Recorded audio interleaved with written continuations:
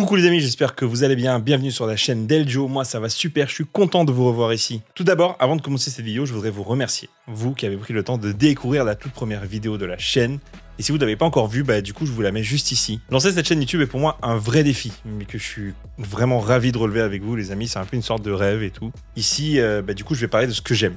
Et surtout de ma belle région, de la région que j'adore et où je suis né, la Guyane française. En tout cas pour cette vidéo, comme vous l'avez vu dans le titre, on va parler du climat guyanais et répondre à certaines interrogations. J'ai choisi de traiter ce sujet car le climat en Guyane est en tête de liste des recherches faites de manière générale sur la Guyane, sur les pages internet, sur Google. Allez-y, vérifiez, vous verrez.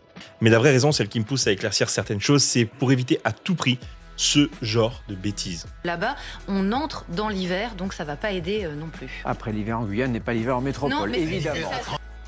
Mais avant de commencer cette vidéo, n'hésitez pas à apporter votre contribution à la chaîne en vous rendant juste en dessous de cette vidéo afin de liker, commenter, partager, mais surtout vous abonner à la page. C'est très important, ça me permet de comprendre que vous aimez le contenu et que vous en voulez plus. Du coup voilà, vous qui comme madame vous posez des questions sur le climat guyanais, cette vidéo est pour vous.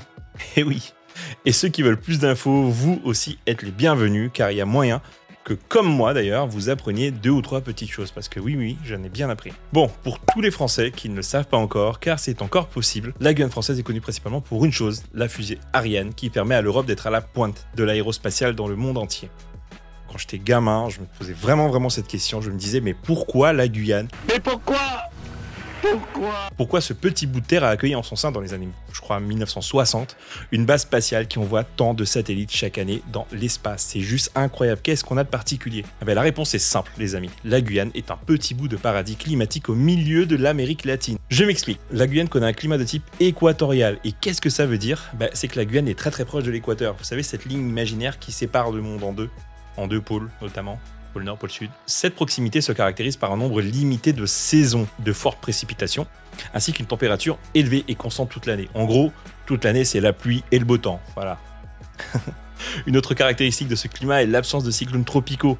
Et même si la Guyane peut être touchée par des conséquences de cyclones éloignés de son territoire, les seuls effets qui peuvent vraiment être importants, ce sont quelques orages ou encore de fortes pluies, mais aucun cyclone ne prend son origine en Guyane ou pénètre réellement sur le territoire guyanais. Et ça, j'ai bien envie de dire, ouf.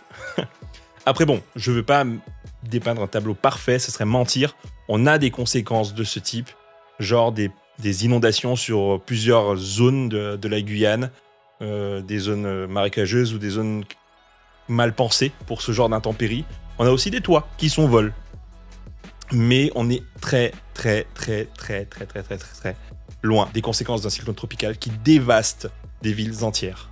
En Guyane, on ne peut pas parler d'été, d'hiver, mais plutôt de saison sèche et de saison des pluies. Mais si nous n'avons pas 4 saisons différentes, nous avons 4 temporalités sur l'année où seront réparties ces 2 saisons d'une manière bien particulière. Alors, c'est flou, je comprends, mais vous inquiétez pas, je vais déflouter tout ça, je vous explique ça tout de suite. Parlons d'abord de la saison des pluies, la première saison ou en tout cas une des 2 saisons. Celle-ci se décompose en 2 périodes. La petite saison des pluies, qui s'étend de la fin du mois de novembre à la moitié du mois de février, j'aime bien ce petit nom. Une période pendant laquelle les températures faiblissent et l'ensoleillement diminue énormément. La deuxième, c'est la grande saison des pluies, qui commence au mois d'avril pour finir au mois de juin. Le mois de juillet étant une période de transition vers la saison sèche, vous voyez, c'est un peu un roulé-boulé quoi. D'ailleurs, il faut savoir que durant cette période, le mois de mai est connu comme étant le mois le plus pluvieux de l'année, donc préparez vos parapluies si vous êtes dehors au mois de mai, tout simplement. La deuxième saison officielle en Guyane, c'est la saison sèche. Et oui, il fait chaud. Celle-ci, comme la saison des pluies, se décompose en 2 périodes différentes dans l'année. Partons donc de la fin de la saison des pluies, c'est pas mal. À partir du mois de juillet, donc, et ce jusqu'à la deuxième moitié du mois de novembre, quasiment à la fin de l'année d'ailleurs, commence la saison sèche, enfin en tout cas se déroule la saison sèche. Et c'est la période la plus chaude de l'année, avec des températures élevées et un temps très ensoleillé. C'est le soleil tout le temps, vous imaginez pas. La période vraiment sèche s'établit d'ailleurs sur la partie mi-août, fin octobre, c'est vraiment la plus sèche. Vous vous rappelez en début de vidéo quand je vous ai dit que la Guyane peut subir des conséquences de cyclones éloignés? C'est le cas, car cette période de saison sèche coïncide avec la saison des cyclones aux Antilles notamment. Donc ça explique pas mal de choses, pourquoi on a de la pluie malgré tout. Donc malgré la saison sèche, il est possible d'avoir des périodes orageuses. Et oui les gars, ça a une explication, c'est pas juste... voilà. Et comme la grande saison des pluies, la saison sèche a aussi son petit frère, sa petite sœur peut-être, qu'on surnomme le petit été de Mars, c'est pas mignon, qui surgit à partir de la mi-février jusqu'à la fin du mois de mars. C'est pas une donnée fixe, hein, ça fluctue chaque année, il y a toujours des écarts. Donc non, nous n'avons pas 4 saisons, mais 2 saisons réparties sur plusieurs périodes de l'année, les amis. Et chacune apporte son lot de bonnes choses.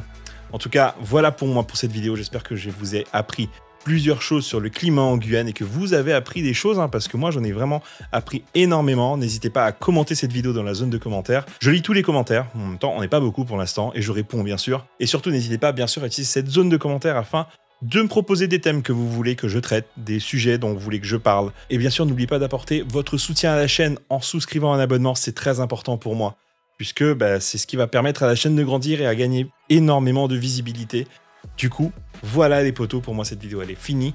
J'espère que vous avez kiffé ça. Vraiment, moi j'ai vraiment kiffé à la faire et j'ai appris plein de choses. Donc prenez soin de vous les potos et à la prochaine. Tchuss!